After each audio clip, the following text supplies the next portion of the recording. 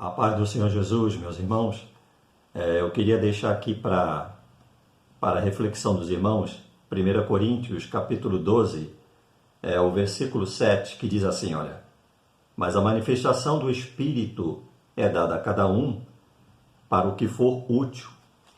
Agora, o versículo 11, mas um só e o mesmo Espírito opera todas essas coisas, repartindo particularmente a cada um como quer. Versículo 11.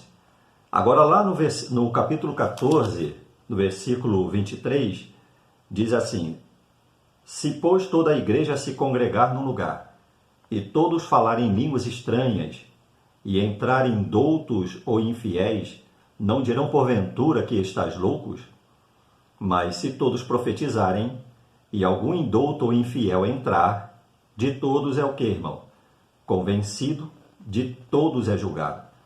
Os segredos do seu coração ficarão manifestos, e assim, lançando-se sobre o seu rosto, adorará a Deus, publicando que Deus está verdadeiramente entre vós.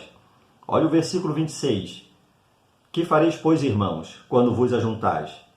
Cada um de vós tem salmo, tem doutrina, tem revelação, tem língua, tem interpretação. Faça-se tudo para edificação. Então, veja só, no capítulo 12, versículo 11, a manifestação do Espírito é dada a cada um para o que for o que, irmão? Para aquilo que for útil. Então, eu queria fazer um apelo à sua consciência cristã. Todas as vezes que você for num determinado lugar, numa determinada reunião, questione o que está sendo feito. Qual a utilidade do que está sendo feito? Uma das definições para essa palavra útil, quer dizer, é aquilo que é benéfico. No versículo 11, um só e o mesmo Espírito opera todas essas coisas, repartindo particularmente a cada um como quer. Então não é como eu quero. Há muitos pastores que dizem assim, irmão, dá uma rajada de línguas para cá. Irmão, profetiza.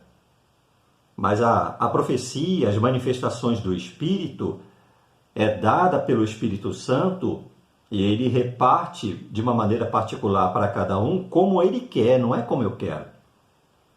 Algumas pessoas confundem quando Ezequiel ele profetiza sobre o vale de ossos secos, mas se esquecem de que foi Deus quem mandou ele profetizar. O Senhor é quem disse para que ele profetizasse. Não foi o próprio profeta que, por sua inspiração própria, ele profetizou. Eu não posso simplesmente dizer assim, olha, eu vou profetizar. Profetizar é falar por inspiração divina. E a inspiração, ela vem do Espírito Santo como ele quer, para aquilo que for útil. Lá no capítulo 14, não é, irmãos? Que diz assim, olha, se pois toda a igreja se congregar num determinado lugar. E aí eu quero dizer isso para os irmãos. Quando vocês se reunirem, procurem observar isso, olha. E todos falarem línguas estranhas e entrarem doutos ou infiéis, não dirão porventura que estás loucos? Mas se todos profetizarem e algum indouto ou infiel entrar, de todos é convencido, de todos é julgado. Por causa de quê, irmão? Os segredos do seu coração ficarão manifestos e assim, lançando-se sobre o seu rosto, adorará a Deus, publicando que Deus está verdadeiramente entre vós. Então, meus irmãos, vejam bem, manifestações estranhas, rodopios, gritos, frenesis, há pessoas virando cambalhota, há pessoas rodando, gritando. Qual a utilidade disso? Serve para edificação do quê? Aqui diz, olha, porventura eles não vão dizer que vocês estão loucos? No versículo 26 diz, que fareis, pois, irmãos, quando vos ajuntais? Cada um de vós tem salmo, tem doutrina, tem revelação, tem língua, tem interpretação. Faça-se tudo para o quê, irmãos? Para edificação. E como é, irmãos, que se edifica um bom casamento? como é que se edifica um trabalho, um relacionamento, uma amizade, como é que se edifica a vida espiritual. Como que se edifica, irmão?